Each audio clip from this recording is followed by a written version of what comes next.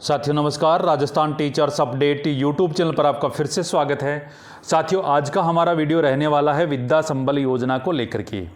साथियों विद्या संबल योजना के लिए विभाग के द्वारा आदेश जारी किए गए थे। उसके अनुपालना में प्रत्येक जिलेवार इसके लिए आवेदन पत्र आमंत्रित करने को लेकर के और साथ में इसकी जो टाइम फ्रेम है वो इसकी जारी कर दी गई है। इसकी पात्रता की शर्तें हैं वो पहले से ही जारी कर दी गई हैं।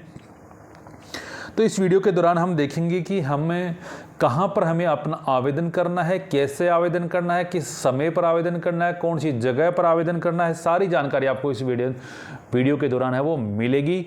आप हमारे चैनल पर नए हैं तो सबसे पहले चैनल को सब्सक्राइब करिए, बेल आइकन दबाएं ताकि आने वाले वीडियो लेटेस्ट अपडेट सबसे पहले पहुँचे आप तक। साथियों कोई भी आप YouTube पे जाकर के सर्च करेंगे विद्या संबल योजना के लिए तो आपके सामने हज़ारों की संख्या में आपको वीडियो उपलब्ध हो जाएंगे, लेकिन अब आपके सामने ये समझ में नहीं आ रहा कि कौन सा सही बोल रहा है कौन सा गलत बोल रहा है। इसलिए वहाँ पर जो कन्फ्यूज़न होता है वो मैं समझ सकता हूँ कि आपकी बातें कि आपको समझ में नहीं आ सकती कि कौन सा है, लेकिन जो मेरे YouTube चैनल के जो सब्सक्राइबर हैं वो तो मुझे ही देखेंगे क्योंकि उनको पता है कि Rajasthan teachers update YouTube channel पर कभी भी कोई गलत न्यूज़ प्रसारित नहीं होती है।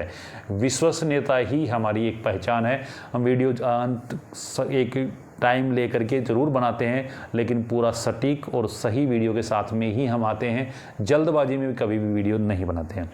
अब हम बात करेंगे विद्या संबल योजना के। कुछ साथी उनको ये रहता है कि यह है क्या। तो विद्या संबल योजना यह है कि विद्यालयों में जो पद रिक्त होते हैं वहाँ पर स्टाफ की कमी रहती है, वहाँ पर सरकार द्वारा जो निजी व्यक्ति हैं वो या कोई रिटायर्ड कर्मचारी है उनको विद्या संबल योजना के तहत गेस्ट फैकल्टी के तौर पर उस सत्र के लिए या उस पद के ऊपर जब तक कोई कार्मिक नहीं आ जाता है तब तक के लिए उनको रखा जाता है। इसके लिए उनको एक निर्धारित मानदेय दिया जाता है प्रति घंटा के हिसाब से, और इसमें किसको कब तक रखा जाएगा ये मैं आपको बता दूं। स्पष्ट रिक्त पद पे रखते हैं। मान लीजिए कोई उसका पद स्वीकृत है, पोर्टल जो शाला दर्पण पोर्टल है उसके ऊपर है, उसका पद रिक्त है तो स्पष्ट रिक्त पद के ऊपर ही रखा जाएगा। और कब तक रखा जाएगा उसके लिए मैं बता दूं। मान लीजिए आज किसी व्यक्ति का कर्मचारी का चयन आज हो गया है और उसने कल ज्वाइन कर लिया है, 1 सितंबर को उसने ज्वाइन कर लिया, 2 सितंबर को ज्वाइन कर लिया। ज्वाइन करने के बाद में मान लीजिए 5 सितंबर को उसी पद के ऊपर कोई कर्मचारी है वो ट्रांसफ़र होकर के आ गया या अन्य कहीं से आ गया, किसी भी प्रकार से वो कर्मचारी आ जाता है तो जो व्यक्ति विद्या संबल योजना के लिए उसका चयन हुआ है वो वहीं स्वतः ही हटा हुआ माना जाएगा। वैसे इसका चयन है वो इस शैक्षणिक सत्र है 31 मार्च तक रहेगा, ये वहाँ तक इसका शैक्षणिक सत्र तक ही इनका चयन किया जाएगा। तो ये मुख्य बातें थी वो आप इसको समझ ली होंगी। अब हम बात करेंगे कि इसको लेकर के सबसे पहले अलग अलग जिलों के, वैसे तो इसके लिए स्टेट लेवल से एक गाइडलाइन जारी की गई समस्त जिला कलेक्टर को के नाम से, और अब उसके बाद में ये जिला के जो मुख्य जिला शिक्षा अधिकारी हैं उनके द्वारा ये टाइम फ्रेम जारी किया जा रहा है। और सबसे पहले यहाँ पर हम देख पा रहे सोशल मीडिया पे वो 12 जिले का टाइम फ्रेम है वो जारी हुआ था। ये समस्त मुख्य ब्लॉक शिक्षा अधिकारी समग्र शिक्षा के द्वारा के नाम से ये जारी किया गया है। और इसका जो टाइम फ्रेम ये रखा गया है कि प्रत्येक पीओ विद्यालय में दिनांक 24 अगस्त 2026 तक पीओ विद्यालय में चयन समिति का गठन करना है और जो कार्मिकों की रिक्त पदों की सूची वहाँ पे और उनके ऑनलाइन आवेदन है उनकी जो डेट है वो 25 अगस्त से लेकर के 27 अगस्त रखी गई है। और इसमें जो 27 अगस्त का भी समय का आपको विशेष ध्यान रखना है, 1 बजे तक का ही समय रहेगा। यानी आपको पीओ विद्यालय हैं जो विद्यालय के अधीनस्थ विद्यालयों के जो शाला दर्पण पोर्टल पर पद रिक्त हैं उनको पीओ विद्यालय के अंदर या सीनियर स्कूल तो वहाँ पर आपको इनको आवेदन है वो करने होंगे। विद्यालय स्तरीय कमेटी द्वारा आवेदनों की जांच व निर्धारित मेरिट के आधार पर प्रत्येक रिक्त पद के विरुद्ध 3-3 अभ्यर्थियों का चयन किया जाएगा। यानी जहां पर जिस पद के लिए आवेदन किया उसमें जो मेरिट के आधार पर 3-3 का पद का चयन किया जाएगा। ये 29 अगस्त तक कर लिया जाएगा। 29 अगस्त को करने के बाद में विद्यालयों द्वारा चयनित अभ्यर्थियों के आवेदन पत्र व चयन सूची सीईओ कार्यालय में जमा करवानी होगी। इसका टाइम रहेगा 31 अगस्त 2026। समय इसका रहेगा 11 बजे तक। सीबीओ द्वारा चयनित अभ्यर्थियों के आवेदन पत्र व चयन सूची सीडीओ कार्यालय में पहुंचाने की अंतिम तिथि रहेगी 31 अगस्त। समय इसका रहेगा 4 बजे। और जिला स्तरीय कमेटी द्वारा चयन सूची को अनुमोदन की तिथि भी रहेगी 31 अगस्त को। समय रहेगा इसका 6 बजे तक। ये इसकी टाइम फ्रेम है। अब इसके लिए चयन के लिए निर्धारित अंक बार हैं वो लेवल फर्स्ट के लिए हैं वो 30% 10वीं के, 40% 12वीं के और 30% एसटीसी के। लेवल 2 के लिए 20% 10वीं, 20% 12वीं, 30% ग्रेजुएशन के और 30% बीएड के।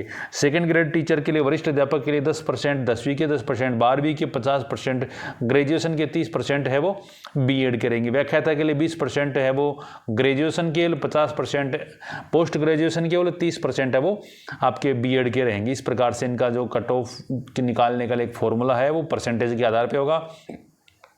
यहाँ पर मान दे कि अगर यहाँ पर हम बात करेंगे ग्रेड 3 के लिए अध्यापक पद के लिए, चाहे वो लेवल 1 हो चाहे लेवल 2 हो, उसके लिए 300 रुपये प्रति घंटा है वो रहेगा। अधिकतम इसमें 21,000 रुपये मासिक रहेगा। ग्रेड सेकंड के लिए 350 रुपये प्रति घंटा, अधिकतम है 25,000 रुपये। ग्रेड फर्स्ट के लिए 400 रुपये प्रति घंटा, अधिकतम 30,000 रुपये। अनुदेशक और प्रयोगशाला सहायक के लिए भी शिक्षक के बराबर है वो 300 रुपये प्रति घंटा और 21,000 रुपये अधिकतम रहेगा। इस प्रकार से रहेगा। इसके साथ ही डॉक्यूमेंटों की अगर यहाँ पर हम बात करें, फॉर्म इसका अलग से मिल जाएगा। Rajasthan teachers update YouTube channel है, उसी का एक टेलीग्राम चैनल है, वहाँ से आप इसको देख सकते हो। श्रेणी का प्रमाण पत्र, दिव्यांगता का प्रमाण पत्र यदि लागू हो तो आधार कार्ड या आधार कार्ड की पंजीकरण की स्लिप, 10वीं की मार्कशीट, 12वीं की मार्कशीट, ग्रेजुएशन है तो ग्रेजुएशन की, अगर आप एमए हो या पीजी हो तो उसकी मार्कशीट, बीएड एसटीसी जो भी हो, डीएलएड जो भी हो उसकी भी, रीट और टेट का प्रमाण पत्र, अगर आप लेवल अध्यापक पद के लिए लेवल फर्स्ट और सेकंड के लिए हो तो रीट और टेट का प्रमाण पत्र अवश्य रहेगा। गेस्ट फैकल्टी का अनुभव यदि है तो वो रहेगा। जितने भी हैं मूल निवास प्रमाण पत्र और पासपोर्ट साइज फोटो ये आपको साथ में लगानी है। आप साथियों इसके रिक्त पदों की सूची है वो मुख्य जिला शिक्षा अधिकारी द्वारा प्रत्येक जिले में इसकी जारी की जा रही हैं, तो वो आप सूची देख सकते हो। अगर आपको पोर्टल के ऊपर देखना होगा तो आपको गूगल के ऊपर जाने के बाद में आपको इंटीग्रेटेड साला दर्पण टाइप करोगे तो ये वाला पोर्टल आएगा, इंटीग्रेटेड साला दर्पण। इसके ऊपर आपको क्लिक कर देना। जैसे इस पर क्लिक करोगे तो आपके सामने ऐसा इंटरफेस खुल करके आ जाएगा। आपको यहाँ पर आप देख पा रहे हो, ये आप नहीं लॉगिन कर पाओगे, सिर्फ एक जगह है वो सिटीजन कॉर्नर। अगर कोई कर्मचारी है आपके पास में, सरकारी कर्मचारी जो शिक्षा विभाग का है, आप उससे अपनी रिपोर्ट देख सकते हो। वो अपनी आईडी से इसको रिपोर्ट वो तो कहीं से भी देख सकता है। रिपोर्ट है वो प्रत्येक ब्लॉक वार वैसे सूची उसको दिख जाएगी। अगर कोई सरकारी टीचर है, क्योंकि उसकी आईडी होती है और उस आईडी से वो दिख जाती है। लेकिन आप सिटीजन से देखना चाहते हो तो सिटीजन के ऊपर जाओगे, सिटीजन पे आ जाओगे, इस प्रकार का ऑप्शन खुल करके आ जाएगा। यहाँ पे नीचे आओगे तो आपको मिलेगा सर्च स्कूल का ऑप्शन, आप इसके ऊपर क्लिक करेंगे। जैसे इस पर क्लिक करेंगे तो ऐसा इंटरफेस खुल करके आ जाएगा। इसमें से आप कौन सी स्कूल सर्च करना चाहते हो, मैं आपको सजेशन दूंगा एलिमेंट्री और सेकेंडरी वाली, ये सजेशन देता हूँ ये। और सबसे बेस्ट सजेशन आपको मिलेगी इंग्लिश मीडियम स्कूल, क्योंकि इसके अंदर जो कर्मचारी आएंगे वो आसानी से नहीं आ पाएंगे, ट्रांसफ़र से नहीं आ पाएंगे। यहाँ पर जो कर्मचारी आते हैं वो मोस्टली इंटरव्यू जो लिखित परीक्षा होती है तब आते हैं। तो फिलहाल इसकी कोई दूर दूर तक कोई संभावना है वो विभाग की तरफ से कोई हलचल नहीं है।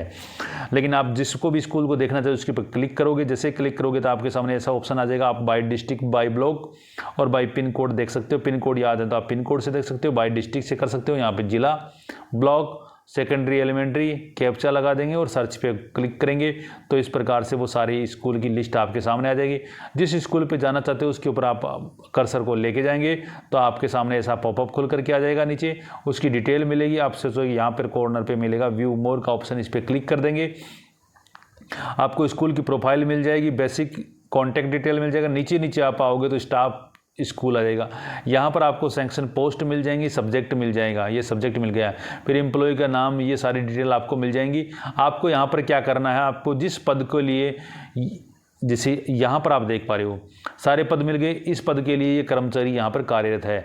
सीनियर टीचर साइंस के लिए आप देख पा रहे हो यहाँ पर कोई कार्मिक नहीं है तो ये पोस्ट वेकेंट मानी जाएगी। इस प्रकार से किस स्कूल में कौन सा पद रिक्त है वो आप इसको देख सकते हो।